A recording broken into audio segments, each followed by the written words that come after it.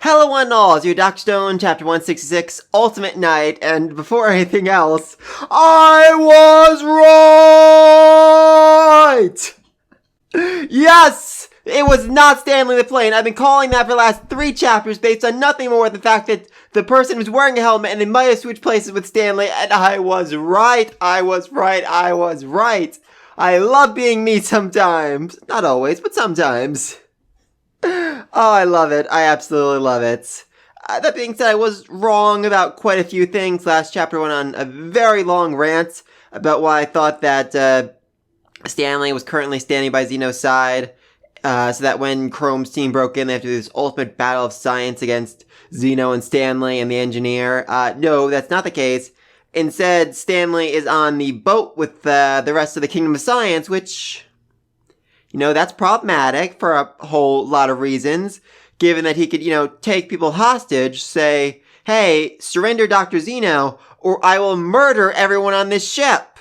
Which, is something he very likely might say. There's also the fact that not Stanley, the fighter pilot, whoever she is, currently has Ryu and Senko at gunpoint, which, yeah, I wouldn't really call this a checkmate quite yet. As for what's going to happen next, I'm going to say Zeno still has something up his sleeve, given that, Jen is in the room with him. I think Jen needs to have some sort of role to play in this fight somehow, some way. Stopping Zeno, having already tricked him, having already laid a trap for him to fall into somehow. And back on the boat...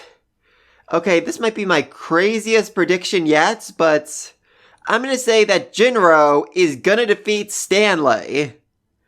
Yeah, I know that may seem absolutely insane to say, I'm well aware of that, but let's not forget, at the end of last chapter, he was shown with Matsukaze and Mose, about to go, fight the soldiers that invaded the ship, and yet he didn't do anything or even appear in this chapter. I feel like he's gonna have to play some sort of role in the next chapter, maybe disarm Stanley, maybe just distract him long enough that Matsukaze can recover from his bullet wound, like 5-10 seconds. And go in for the killing blow, or disarming blow, whatever. Like I said, crazy theory, just want to throw it out there. Alright, so let's talk about the rest of this chapter. First off, first page, the Science Project Popularity Poll results. First place, Cola, how did Cola beat a freaking katana? I mean, I do kind of get, the fact they showed how to make cola. Maybe kids were like, hey, we can make this at home. We can make our own cola from scratch. That's so cool. Let's try that. It's just something so alien in the Stone Age compared to, a katana that's everyone's ever seen a series where they go back to Stone Age times has seen someone build a sword or something like it. So maybe that's why cola won first place. Maybe kids just really love cola. And third place was the sulfa drug, which, interesting. I thought it'd be the car or the tank or the drone, one of those. No, it's sulfa drug, which, curious, very, very curious about that. I guess it's because it's the thing he spent the most amount of time building. Bizarre. Let me think about your favorite science projects we've seen so far in the series. Which ones do you think should be number 1? Alright, so anyway, back to the invasion. So yeah, things are not going all that great for the enemy super soldiers. This guy is so utterly terrified at how completely fearless Mose is. Coming at him, even though he has a machine gun with nothing but a spear. And Mose is really making the most out of that spear, learning from Hyuga's techniques and method. I'm very excited to see that, and also very, very terrified because Mose is a terrifying human being and someone who should not be any stronger than he already is. I mean, seriously, just shot of him, with his face half covered in darkness. I love the reach of this pipe spear thing. He looks so utterly, utterly terrifying. Oh, Mose, please don't betray the team, because that'd definitely be a tough fight, even for Tsukasa to win against at this point. Anyway, then we see Grandpa Grenade, as I'm going to call him. He looks like he's straight out of Fallout with melon grenades, and honestly, he kind of looks like Nuka-Cola around his waist. I just absolutely love this man's design. And looks like, game over, given that Mose and Matsukaze don't really know what grenades are or how to stop them. But thankfully, good old Matsukaze recognizes, wait a minute, This is eerily similar to the petrification beams that were used to wipe us out way back when, and hey, thankfully, I mastered a technique in order to stop petrification beams, and he deflects every single grenade back at the enemy. Oh, I'm actually amazed I didn't, kill I'm actually amazed I didn't kill a few of the enemies. I just gotta love Kurosame. He's the last man he'd want as an enemy, but strangely dependable as an ally. So I guess she's not over the fact that, he betrayed her. I mean, well, technically he betrayed the guy that she was serving, so transitive property, he did betray her, kinda, maybe? Oh, well, they get along decently enough now. I would like to see more of them interacting with the rest of, the Kingdom of Science team. Anyway, yeah, so Senku manages to down the enemy's plane, and then, he accidentally drops one of the acetylene gas bombs in their own engine, and they begin to crash the plane. I just love this shot. Could this be, yep, our engine sucked up some of the gas too, and they crash head first into the ground, slide 30 feet, and then have no problem getting out of the plane. Senku literally just survived being shot a bunch, and now he's walking away from a plane crash. This is probably the most unbelievable thing that's ever happened in a series all about the entire world being turned to stone. And then we meet Not Stanley, who is very much a woman, and I am much more sure of that than I was that Stanley was a woman when we first met him. And she's really not that good a shot, given that she missed even at close range, so... I also do love that she's bragging about Captain Stanley would never miss. You only need 2 shots to kill both of you. It's like, you do know you're talking to a guy that survived being shot by Stanley, right? Are you aware that this is Senku, the doctor that Stanley was sent to go murder? I mean, your next line is about how, if Stanley had shown his true sniper skills, you'd been more wary. I don't think it's actually about Senku. I think that's more about how Stanley had started firing them while they were on the deck of the ship, and they all just would have hit underground underneath the ship, and it would have been a much harder fight taking them down. So instead, they attack the enemy ship, knowing the strong fighters would hide so they can pop out later on to launch a counterattack, and then Stanley could come in and counterattack their counterattack, taking out the strongest fighters without her counterattack being counterattacked. I think. I'm not sure that was actually a sentence or not. Anyway, then Stanley somehow rocket launches out of the submarine and lands on the ground without shattering his legs or even dropping his cigarettes. Yeah, Stanley's next level terrifying right here. Even in a series with Tsukasa, Kohaku, Hyoga, Mose, Matsukaze, Stanley is just next level terrifying. Also, I just want to point out something. Someone mentioned in the comments in the last video, the submarine says 1954, that's the year of the first atomic submarine. 2000 LUS, that's Leagues Under the Sea, Jules Verne novel, very popular, all about, exploring the depths of the ocean. Anyway, so Stanley comes in and immediately shoots Matsukaze and Mose with very little effort. I mean, it's only a shoulder wound from what I can tell, but it still seems like it'd be enough to, seriously incapacitate them moving forward, make it harder for them to wield their weapons.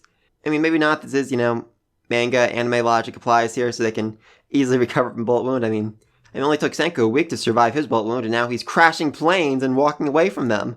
Because of course he is. It would be interesting though if, they had to start relying on their other hand moving forward instead. Just something I want to throw out there. Anyway, then Stanley declares victory as holding this very impressive looking gun. Very steampunky. And Zeno's got this very creepy smile on his face. Yes, I pulled off a most elegant checkmate with my ultimate knight. And apparently Senku can hear him, either has a radio receiver on his head, or he's got one in his plane that's talking full volume, or something's going on with that, because he's able to counterattack. Ultimate Knight, huh? You think that's checkmate? Right back at ya. As Tsukasa crashes through the wall, takes out his bodyguard, and has his blade within an inch of Zeno's head, and all in the span of about 2 seconds, and I freaking love it! Tsukasa has won the battle here! Maybe. I mean, Zeno might still think up his sleeve. I definitely thought this would be a much longer battle, much more drawn out. I mean, like I said last chapter, I expected them to have to fight, first the engineer, then Stanley, and then finally get Zeno for the final battle. Chrome versus Zeno, science versus science. Something, somehow, some way. But no, Tsukasa just broke through and is currently holding up a giant double-bladed knife point. Oh, this is gonna be fun. This is gonna be a lot of fun. I mean, seriously, this man's feet literally crush the ground from the force of his attack. How do you counter that? How do you counter that?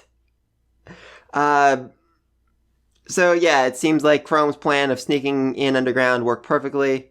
Thanks to Carlos, he managed to figure out exactly where to pop in so that he wouldn't attract any attention. Zeno didn't even notice until they were literally right in his throne room. So yeah, perfectly executed plan on your side, Chrome. Good for you.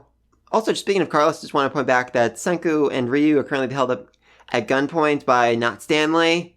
Might be possible that Max is going to end up saving the day. Like, he'll have seen on the ship that they tied up Luna, they treat her awful, so that when he sees, the rest of Zeno's men holding Senku and Ryu at gunpoint, he uses his own gun to shoot the gun out of her hands to threaten her, to get her to drop the gun to save Ryu and Senku. Maybe. I think that'd be interesting use. We still don't know where he's been. And the series usually doesn't forget about characters like that. Anyway, so like I said before, I think there's a good chance Zeno still has one last tool, weapon, something up his sleeve that he's going to use to somehow incapacitate Tsukasa and the rest of the team. Then Chrome's going to have to outwit him, outsmart him, do something. I'm not sure about that. Jen is still in the room, so he could certainly play a role somehow, or maybe he's already played the role. I mean, he had the radio receiver in his sleeve, so he could at least listen to the plan and figure out some way to prepare for it, some way to make sure things went smoothly, maybe rearrange the enemy soldiers without them realizing it somehow. I'm not sure, I just want to throw that out there. I'm also very excited to see Chrome, confront Zeno. Zeno's like, so you are the secondary scientist. You must have been friends with Senku in the modern age before all this happened. Oh, no. I was actually born after the education thing happened. Lived my whole life in a small fishing village. I knew nothing about science, math, knowledge. I thought the earth was flat till like 2 years ago when I met Senku. And yet I still managed to out-science you. How's that feel, Zeno, huh? How's that feel? Oh, that'd be a good moment. That'd be a very good moment. Also, very excited to see how Stanley reacts to finding out that his childhood friend, the person he's essentially devoted his life to protecting, is currently being held up at knife point by the world's strongest high school primate. Oh, and the fact that he failed to kill Senku. I feel like that's definitely gotta hurt his pride as a sniper. Just saying. Oh, fun chapter. So I was finally proven right that it was not Stanley flying the plane. I mean, literally my only proof was that with the helmet you wouldn't actually be able to tell if the pilot switched out, and that Stanley, with all of his skills, might be more useful on the ground than in the air. Alright, so yeah, I've already talked about quite a bit what things going to happen next week. I'm going to say that Zeno either isn't going to surrender or he's going to use some sort of last trick up his sleeve to incapacitate the Kingdom of Science members long enough. And he's going to incapacitate the Kingdom of Science members. Maybe they're going to use Stanley to take hostages, to threaten to kill everyone around him if they don't surrender. If that's the case, I am really thinking that Jinro might step up somehow, some way, and save the day. I know he's a coward, but he really proved himself in the whole Treasure Island thing. I think it'd be a great chance for him to prove himself again. Like I said, maybe just give an opening for Matsukaze to take out his gun, to incapacitate him in some way. Maybe. Ryu and Senku are currently being held up at gunpoint. Maybe Max will save the day for them to pay them back for how badly they treated Luna. I'd love to see that. Jen hopefully will play some sort of role in this big fight, and then Chrome and Zeno talk of science. Eventually, Zeno recognizing, okay, I've been defeated. Your science is better than mine, even though you did not go to college, or high school, or grade school, or preschool, and your only education has been the 2 years you've spent with Senku.